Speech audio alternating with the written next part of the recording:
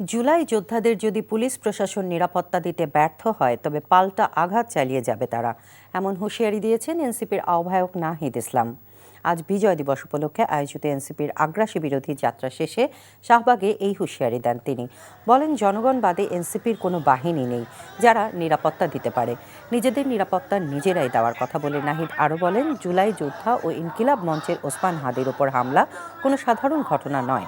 ভারতীয় আধিপত্যবাদ ও সংস্কৃতির বিরুদ্ধে ওসমান হাদির যে লড়াই তা অব্যাহত রাখার ঘোষণাও দেন তিনি। বলেন, স্বাধীনতার পক্ষ বিপক্ষের নামে বিভাজনের রাজনীতি থেকে সরে আসতে হবে। মুক্তিযুদ্ধ এবং ইসলামের নামেও বিভাজন করা যাবে না।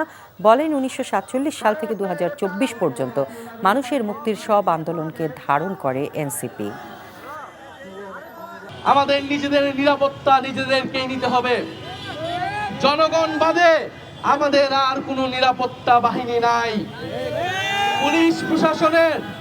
পুলিশ প্রশাসন যদি ব্যর্থ হয় আমরা আমাদের পাল্টা আঘাত চালিয়ে যাব। কিন্তু আমরা এখনো সরকারের উপর আস্থা রাখতে চাই। আমরা চাই আইনের শাসন প্রতিষ্ঠা হোক। অতি দ্রুত সময়ের মধ্যে শরীফ ওসমান হাদির খুনিদেরকে খুঁজে গ্রেফতার করা হোক।